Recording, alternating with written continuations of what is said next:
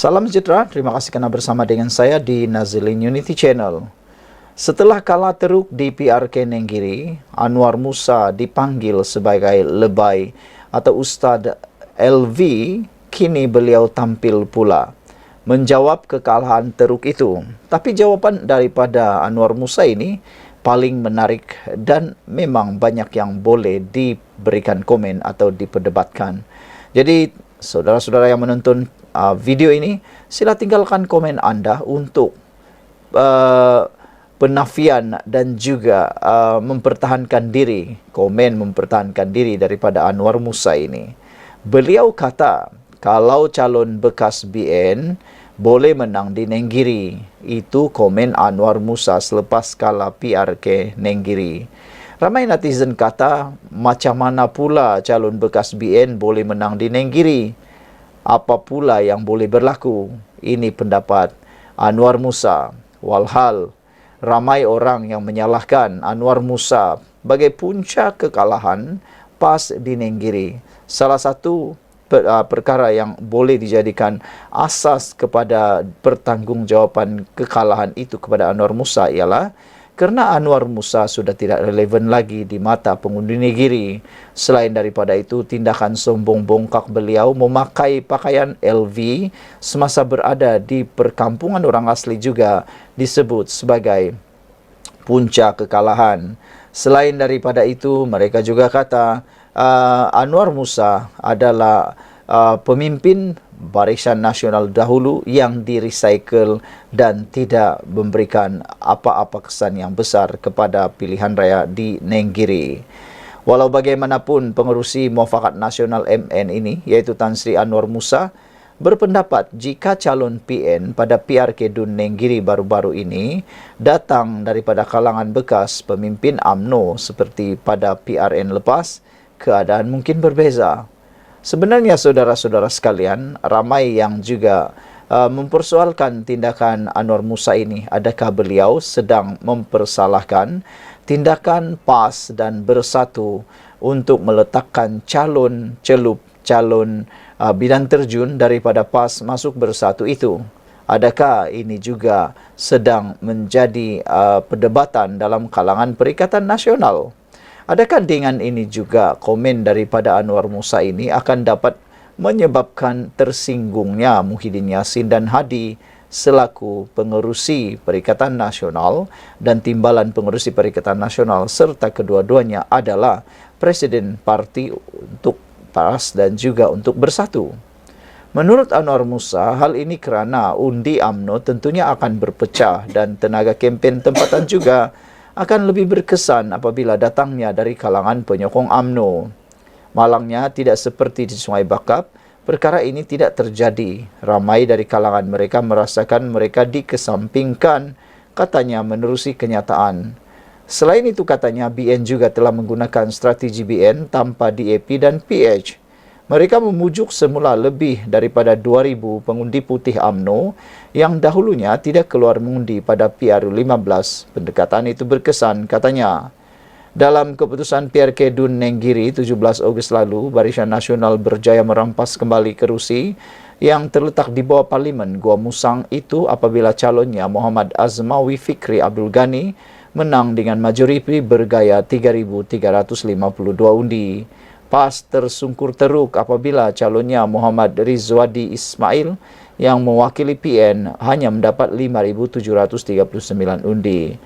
Mengulas lanjut, Anwar yang sah menjadi ahli PAS pada Jun tahun lalu berkata, gerakan memujuk pengundi yang dulu tidak keluar membuang undi ternyata berjaya. Dakwanya, hal tersebut kerana insentif dan pelincir kewangan yang lumayan serta sentuhan bekas-bekas adun UMNO, bekas YB Yusuf dan Haji Aziz yang bekerja bagi pihak calon UMNO BN. Mereka berjaya menambah jumlah keluar mengundi, hampir 3,000 pengundi yang dahulunya tidak mengundi pada PRU15, katanya. Turnout yang tinggi mencecah 74% berbanding 61% semasa PRN melonjakkan undi mereka daripada 6,000 kepada 9,000 undi, iaitu pertambahan hampir 3,000 undi, jelasnya lagi. Sekian dulu untuk kali ini. Jangan lupa tinggalkan komen anda, tekan butang subscribe. Bye-bye. Salam sejahtera, terima kasih kerana bersama dengan saya di Nazilin Unity Channel. Ini adalah berita paling mengejutkan Malaysia, khususnya kepada para peminat Yasin. Hari ini kita dikejutkan pula dengan keputusan daripada mahkamah, iaitu Yasin telah sah dijatuhi hukuman penjara seumur hidup dengan 16 sebatan. Berita ini cukup mengejutkan kerana kita tahu baru-baru ini Yasin telah pun dibebaskan. Namun demikian, keputusan terkini, Yasin dipenjara seumur hidup dengan 16 sebatan. Menurut Yasin, ini adalah hari yang gelap buat dirinya. Mahkamah Tinggi hari ini menjatuhkan hukuman penjara seumur hidup dan 16 sebatan terhadap komposer dan penyanyi terkenal iaitu Yasin Sulaiman selepas didapati bersalah atas 3 kes dadah.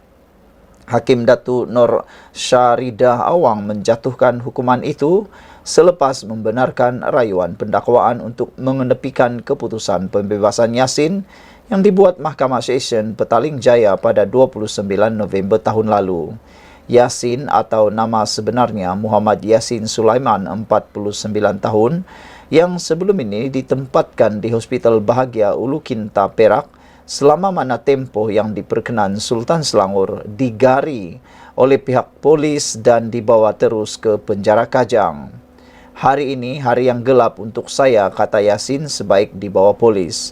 Mengikut pertuduhan pertama yang baru, Yasin didakwa memiliki dadah berbahaya jenis kanabis seberat 193.7 gram di sebuah kondominium di Pesaran Suryana, Damansara Indah Resort Home PJU 3. Damansara di sini pada jam 5.30 petang 24 Mac 2022. Pertuduhan dibuat mengikut Seksyen 6 Akta Dadah Berbahaya 1952 dan boleh dihukum di bawah Seksyen 39A dalam kurungan 2 Akta yang sama memperuntukkan hukuman penjara seumur hidup atau tidak kurang 5 tahun dan juga boleh dikenakan hukuman sebat tidak kurang 10 sebatan jika sabit kesalahan. Pertuduhan kedua, Yasin didakwa menanam 17 pokok dalam pasu plastik berisi tanah yang di mana daripadanya kanabis yang diperolehi secara terus atau tidak langsung pada tempat, waktu dan tarikh yang sama. Pertuduhan ketiga, Yasin didakwa memberikan dirinya dadah berbahaya jenis 11 Nordelta 9 di Pejabat Narkotik Ibu Pejabat Daerah IPD Petaling Jaya jam 11.05 malam pada tarikh sama. Bagi kesalahan itu, pertuduhan dikemukakan di bawah Seksyen 15 dalam kurungan 1 kurungan E Akta Dadah Berbahaya ADB 1952 dan boleh dihukum di bawah Seksyen 15 dalam kurungan 1 Akta yang sama yang membawa hukuman denda tidak lebih RM5,000 atau dikenakan penjara maksimum 2 tahun jika sabit kesalahan.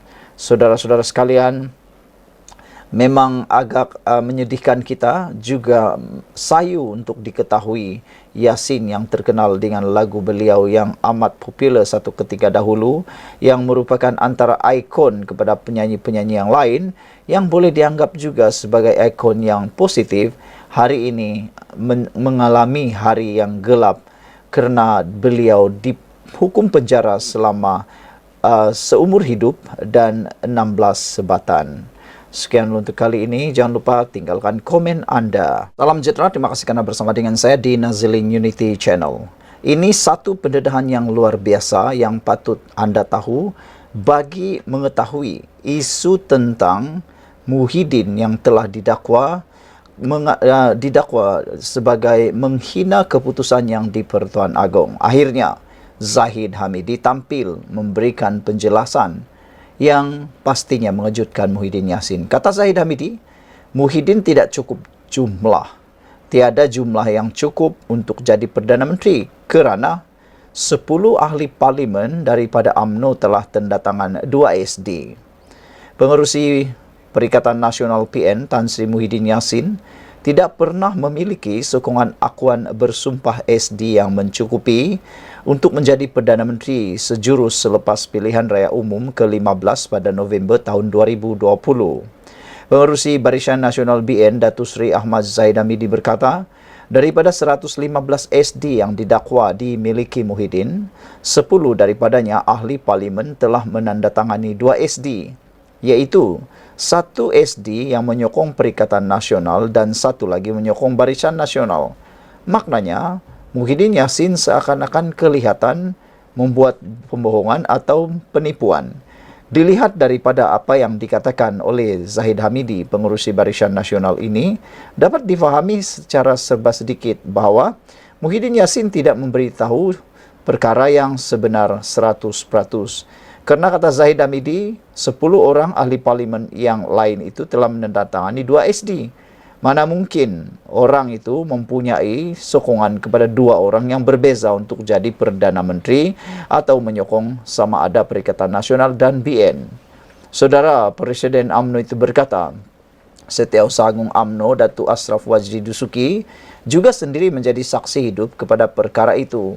Jadi kali ini nak tahu siapa saksi hidup yang lebih dipercayai. Adakah yang disebut Wan Ahmad Faisal, Wan Ahmad Kamal, atau Setiausaha Agung UMNO sendiri Datuk Ashraf Wajdi Dusuki. Tetapi melihat kepada situasi dan penerangan daripada Barisan Nasional terkini baru-baru ini menunjukkan Ashraf Wajdi Dusuki adalah saksi hidup yang lebih boleh dipercayai. 115 SD yang dikatakan oleh Muhyiddin itu termasuk 10 SD daripada parlimen yang menandatangani, 2 SD dengan BN dan 1 lagi daripada mereka PN. Oleh sebab itu, jumlah sebenarnya hanya 105 SD sahaja dan 105 tidak cukup untuk membentuk kerajaan, kata Zahid Hamidi. Beliau berkata demikian dalam sidang media selepas melawat laman media yang menempatkan kira-kira 500 petugas media membuat liputan sempena Perhimpunan Agung UMNO 2024. Muhyiddin ketika berkempen pada PRK Nenggiri baru-baru ini mendakwa beliau memiliki 115 SD selepas PRU 15 dan menyatakan bahawa jumlah itu cukup untuk beliau menjadi Perdana Menteri. Tetapi apabila Zahid Hamidi menyatakan perkara ini memang agak mengejutkan kita. Muhyiddin turut mempersoalkan mengapa beliau tidak dijemput oleh Yang di-Pertuan Agong untuk masuk ke istana untuk dilantik sebagai Perdana Menteri. Memanglah tidak dipanggil, kata netizen, kerana Muhyiddin tak cukup jumlah, yang dia ada hanya 105. 10 lagi mempunyai pertindanan, iaitu menyokong 2 pihak. Menyokong Perikatan Nasional dan turut menyokong Barisan Nasional.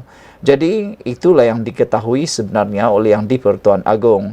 Yang di-Pertuan Agong cukup bijak untuk mengambil keputusan luar biasa itu. Ahmad Zahid Hamidi berkata setiap calon ahli parlimen BN pada ketika itu turut menandatangani 3 dokumen di hadapan Pesuruhjaya Sumpah disertai dengan rakaman video. Katanya, dokumen pertama adalah menyerahkan kuasa sepenuhnya kepada pengerusi Barisan Nasional iaitu Zahid Hamidi untuk membentuk kerajaan, mewujudkan kerajaan campuran atau mengambil tindakan ke arah pembentukan kerajaan. Kedua, menandatangani dokumen yang menyatakan bahawa kerusi yang dimenangi itu adalah kepunyaan parti dan bukan individu. Ketiga, jika mereka keluar parti ataupun menyohong pihak yang lain tanpa persetujuan daripada Presiden, mereka mesti membayar penalti sebanyak 100 juta ringgit. Nah, itulah yang kena pada adun rembia baru-baru ini yang sekarang ini dalam proses di mahkamah. Sekian untuk kali ini, jangan lupa tinggalkan komen Anda. Salam sejahtera, terima kasih kerana bersama dengan saya di Nazilin Unity Channel. Saudara-saudara sekalian, ini perkembangan terkini siasatan Muhyiddin Yassin berkait dengan isu 3R yang didakwa menghina Sultan Pahang. Kini, isu 3R kertas siasatan Muhyiddin telah pun dirujuk kepada pejabat peguam negara. Maknanya, bolehlah kita simpulkan mungkin kertas siasatan Muhyiddin telah pun selesai dan kini tinggal menunggu keputusan dan tindakan lanjut daripada pejabat peguam negara. Kertas siasatan berhubung ucapan pengurusi Perikatan Nasional PN Tan Sri Muhyiddin Yassin yang didakwa menyentuh isu berkaitan kaum, agama dan Raja 3R telah diserahkan kepada pejabat peguam negara hari ini untuk tindakan lanjut. Ketua Polis Negara Tan Sri Razaruddin Hassin berkata, setakat ini polis tidak mengambil keterangan daripada 66 saksi bagi membantu siasatan. Oh maaf saya, setakat ini kata Ketua Polis Negara, beliau berkata polis telah mengambil keterangan daripada 66 saksi bagi membantu siasatan. 66 saksi bagi membantu siasatan. 66 orang yang mungkin menyaksikan kempen tersebut, ceramah tersebut, telah pun diambil keterangan oleh pihak polis. Kami juga telah merakam keterangan daripada Tan Sri Muhyiddin dan beliau menjawab semua soalan yang diberikan, kata beliau. Kertas siasatan telah dihantar ke pejabat peguam negara untuk tindakan lanjut, katanya lapor bernama hari ini. Terdahulu, Muhyiddin menerusi kenyataan yang dimuat naik di Facebook hari ini memaklumkan sudah menyerahkan beberapa dokumen kepada polis bagi membantu siasatan berhubung ucapannya semasa berkempen pada pilihan raya kecil PRK Dun Nenggiri baru-baru ini. Muhyiddin berkata, dokumen terbabit diserahkan kepada polis, mengambil keterangannya di pejabatnya di Lembaga Pembangunan Pelaburan Malaysia MIDI pada pukul 11 pagi tadi. Sekian dulu untuk kali ini. Jangan lupa tinggalkan komen anda. Apa pula komen anda tentang isu kertas siasatan Muhyiddin ini? Saudara-saudara sekalian, menurut satu laporan yang kita telah terima, menunjukkan bahawa ada 4 kali Muhyiddin seakan-akan telah pun membelakangi Sultan di dalam paparan grafik ini. Muhyiddin penderhaka, kata dalam Harapan Daily. Ucapan dan tindakan Muhyiddin kerap menyinggung Sultan hingga pernah menyebabkan ketegangan hubungan kerajaan dan istana. Pada 29 Julai tahun 2021, timbul duka cita yang di-Pertuan Agong Sultan Abdullah. Muhyiddin meneruskan pelanjutan darurat tanpa perbincangan atau perkenan penuh daripada Agong ketika COVID-19. Selain itu, pada 12 September tahun 2023, Undang Teguran Sultan Selangor. Tindakan Muhyiddin mengeluarkan fatwa haram sekiranya mengundi calon PH ketika PRK Kulai mendapat teguran dari Sultan Selangor. Manakala pada 1 Ogos tahun 2023, Muhyiddin telah membuat ucapan berunsur 3R berhubung berkenaan isu kalimah Allah, walaupun Sultan Selangor telah bertitah larangan mempolitik, membangkit atau membahaskan isu tersebut, melanggar titah Sultan Selangor.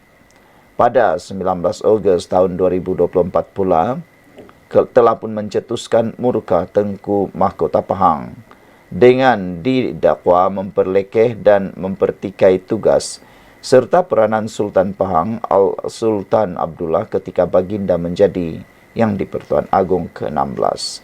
Tinggalkan komen anda untuk isu kali ini dengan paparan daripada Harapan Daily Muhyiddin penderhaka ini. Kita jumpa lagi. Bye-bye. Salam sejahtera, terima kasih kerana bersama dengan saya lagi di Nazilin Unity Channel.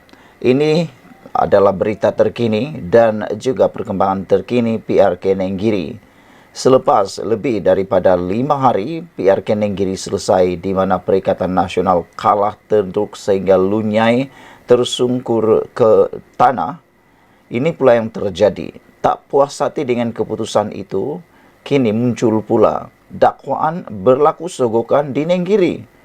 Perikatan Nasional akan hantar petisyen bantah kemenangan BN. Macam-macamlah. Selepas kalah, keluar pula isu sogokan. Selepas kalah, keluar pula isu petisyen. Tapi tak apalah, teruskanlah petisyen itu supaya keadilan dapat ditegakkan, supaya tiada yang teraniaya dan terbukti siapa yang benar-benar menang dan siapa yang benar-benar kalah.